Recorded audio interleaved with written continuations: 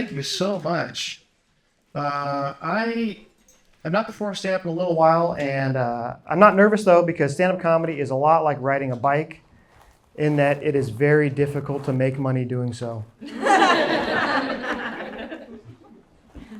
No, I don't get booked as much as I'd like, and a problem I run into with bookers is they tell me, Chad, it doesn't matter if you're funny, it's, you're a straight white male. It's like there's oversaturation of that. It's like, I can't help you. It's just too many.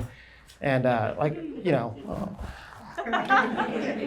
get it, I do, but I have a little bit of a problem with it because, first of all, straight, it's like, barely.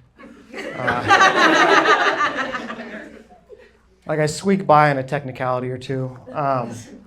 Like I'm not a fruit in the way that a tomato is a fruit, if that makes sense. I learned a couple years ago what I actually am is called demisexual, which, sure. If you don't know what demisexual is, basically it means you have to kind of develop a real emotional bond, a strong connection with someone before you're really sexually attracted to them. And I think that's pretty gay, right?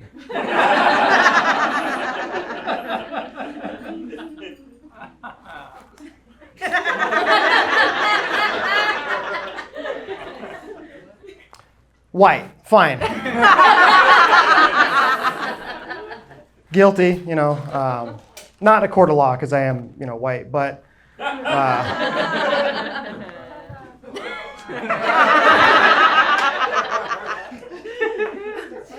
no, white, that's fine. I mean, yeah, my dad was the hamburger helper glove, and and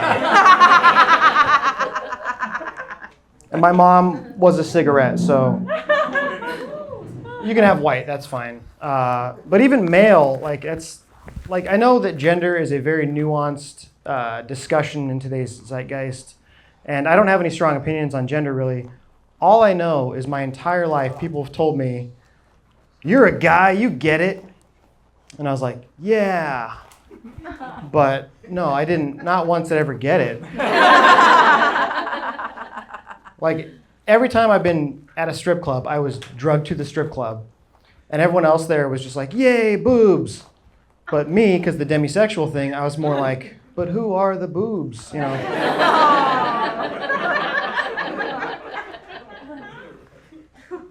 Dating apps. I don't think any comics ever talked about dating apps, and I'm brave. I'll be the first one. I don't care.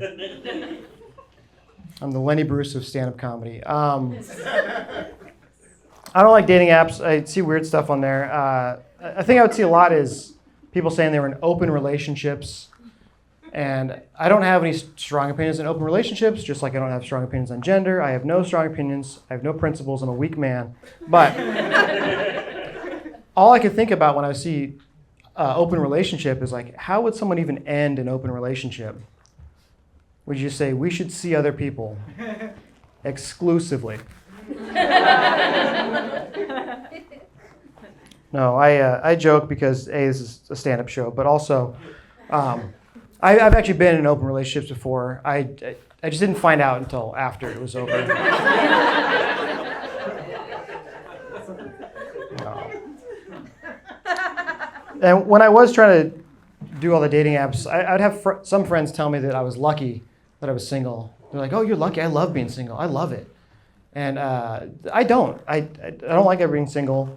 And to me, that was just like telling someone in a wheelchair, like, oh my God, you're so lucky. I love sitting.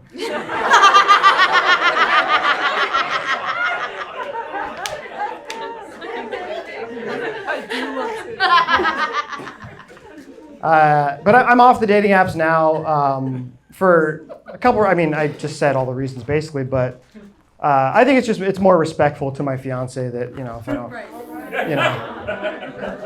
that's fine. You don't need to applaud that. It's whatever. I used to live by a Vietnamese bagel shop in San Jose, California, and yeah, thanks, I guess. They didn't have pho bagels or anything. It's just everyone working there was Vietnamese. So Vietnamese bagel shop. And because they were so cool, I thought it'd be cool if I learned how to say thank you in Vietnamese, right? Show them I'm one of the good ones, And so I looked up and practiced a couple times, and the next time I was in, after I ordered, I said, thank you in Vietnamese, and the lady just stared at me. And I totally fell apart. I was like, oh my God, ma'am, I am so sorry. Is that not how you say thank you in Vietnamese? And she explained, they are Cambodian. Oops. Now I get that it's, the 90s or whatever, and a white guy mentioning race on stage should be avoided at all costs. It makes people uncomfortable. It's a very outdated point of view. But if Jesus really was black, why isn't Christian music better?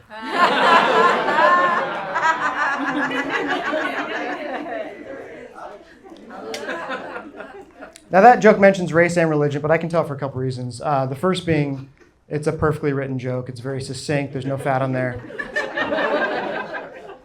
The second reason I can tell that joke is I was actually raised very strict Orthodox white trash. And, if you don't know what Orthodox white trash is, basically my family at one point was evicted from a mobile home, which you probably didn't know could happen. You figure you scoot away. It's on wheels, And I've been paid in marijuana as if it were money to babysit my little sister. So that's Orthodox white trash. I think we would agree, though, that marijuana is fairly harmless, right? Yeah, I've never heard of somebody smoking a bunch of weed and turning violent or getting a promotion or anything. I grew up in a single-parent home. I don't know if anyone else here was raised by just the one television, but that was my deal. I'm not a car guy. I think that kind of hurts my white trash credibility. I mean, I have a car. I'm not a burden on my friends and family. You know who you are. I just don't know anything about fixing cars, and I don't know that it's my fault, because when I was growing up, every time my dad would work on the car, I'd be in the living room playing my little video games. He'd be in the garage 1,100 miles away with his new family, and this is a comedy show. These are jokes. I'm kidding. Obviously, I have no way to know if my dad worked on cars. No, I did actually get a job at an auto parts store for a while, not to throw that in your face. But I was working actually with a lot of mechanics, and all the customers were, gearheads. I deliver auto parts. So I actually did learn quite a bit of, Spanish. But everybody I was working with was 19 years old, so it wasn't useful Spanish. Everything was like, dice adios a su culo. Ten cuidado con su culo. Mira mi culo. It was all culo-based Spanish, really. And if you live in Southern California and somehow don't speak Spanish, first of all, obviously, racist, but culo, like a lot of words in Spanish, is just the same word with an O. It means cool. So if you're like a taqueria, or you're down in Cabo and you want to really just have a connection and let them know you're one of the good ones, just look at them and say, yo soy un culo. And they'll believe you. They'll know that you're a big old culo. Oh, you guys have been so kind. That's been my time.